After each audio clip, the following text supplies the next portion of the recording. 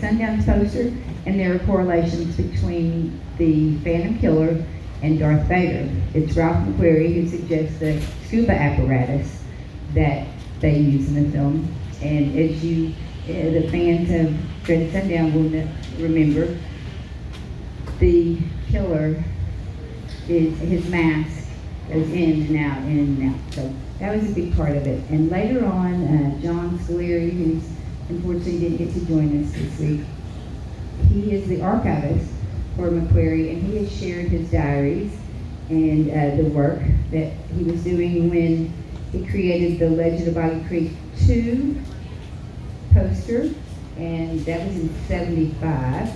And at the same time that that was done, the Empire, he was working on the Empire Strikes Back, and if you look at the work, Boggy Creek 2, and then the work that he was doing on Empire Strikes Back, you will see the correlation there. So you all have a really tight connection with Star Wars. So that's kind of interesting, and a lot of people don't know that. So the Legend of Boggy Creek becomes the first docudrama ever done. It was released as a documentary, and it only morphed later into a horror genre. Initially in Box Office Magazine, et cetera, you will see documentary at the top, and that's how it was released. So that they weren't used to that format. Today, as you probably know, that format is widely used, especially in crime or documentaries. There was recently a CBS Sunday Morning segment on the golden age of documentaries, meaning today is the golden age, and saying how unusual it is. It's only been in the last 25 years that original musical scores have been written for documentaries, or that documentaries borrowed from fiction. And that's actually not true, because that was pioneered 45 years before with The Legend of Boggy Creek. So there are a lot of firsts in that movie, and it is a time capsule, I believe. It's a family movie. It's a tradition for a lot of people, and it has created quite a few independent filmmakers and quite a few cryptozoologists and Bigfoot seekers. And so for that, I'm like eternally grateful. It's amazing that little movie is the movie that could. So we're all here today, and we hope to celebrate the Fouke Monster, and I just thank you all for having me, and I'll take some questions if you have any. Yes. Where was your brother running across the first part of the movie? Where was that location? You know, I wasn't there that day. It was a very long day. I remember when it happened. Lyle actually can probably tell you exactly the location. I'll ask Mr. Ledwell if he can give me answers or some more, but I wasn't there that day. But I do remember those were the first scenes that were filmed, and it, like I said, it took all day. My little brother ran across that big field multiple times. I think they said about 5 times, and he was a little boy, so it was exhausting. And he came home cold and hungry, and that, I always say, is the day that my brother became the golden child. And so, Every family has one. yes. So the restoration done for the Protestant group or It was it was taken from a 35 millimeter print that was,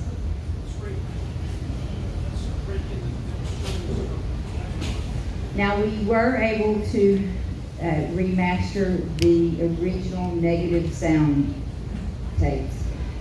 By the time, early in my investigation and tracking the elements down, I contacted Technicolor, who owns Technoscope, and they had paperwork that they sent to me indicating that all the negatives for Legend of Boggy Creek and Bootleggers had been returned to Waco Street in Texarkana to the Leadville facilities. If you guys know those facilities, they're very large. And Mr. Leadville is comfortable in his business and what he does. And so for me to ask him to stop everything and search his premises for these elusive elements, it just wasn't going to happen. And so I even volunteered to let me put on my boots. I'll come over. I'll find them. He said, no, we'll find them. Anyway, so I bring the paperwork back to him, and he says to me, all I have to do is find this, and you're not going to ask me for any money, right? And I said, right. And so that was our deal. And he does find the elements, but he does not find them until October of last year. They were actually in an upper conference room in a closet. So that's where they had been held. By that time, we had spent all the money on the BFI print, and Kyle at George Eastman, who never leads me astray, said, "You have a really beautiful print. Let's go with this." But we were able to get the sound, and they told us at Audio Mechanics, who's the leader in sound restoration, that we saved them in the nick of time. So it was about $15,000 to restore the film, and it was another $15,000 to restore the sound. I thought I would get some kind of a break on the sound, but it's just as important. And this weekend we have the Clips sound systems. They have sent over subwoofers and the most wonderful sound equipment, so we can hear things that have been lost in the years of pan and scan, grayscale, bootleg with hissing and scratching, and where you couldn't hear. Today, or last night, we heard the hunters and their conversations as they tracked the creature. So it's you can hear the screams and the grunts and the groans now, and also see the creature where he had disappeared before he's back. Many of the actors actually.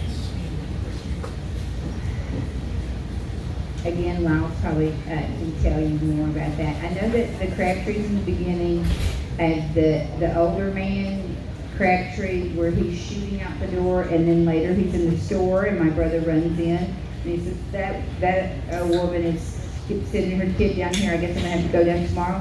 That is actually a real, and then the other guys that are talking,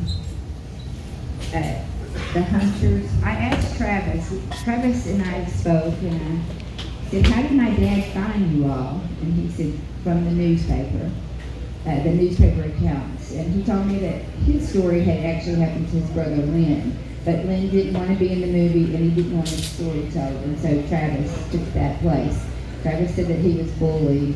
My brother was bullied, so I don't know what that was about, but it happens, you know.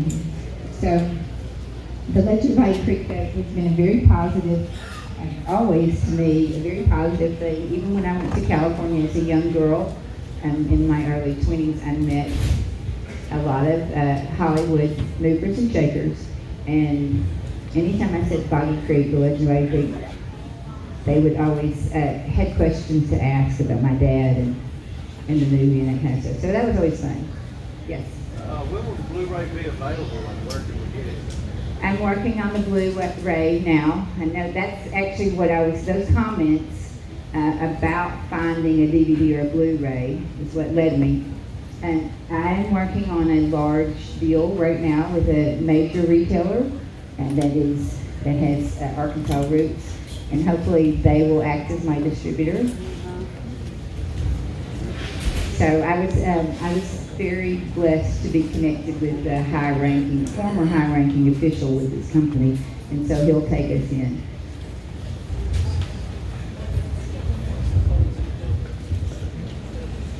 Sure.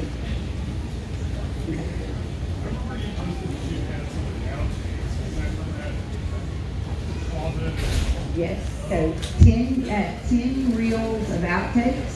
Never before seen outtakes. And then Lyle and I and Jerry, several of us have been working with the original cast to do interviews and such for our bonus reel.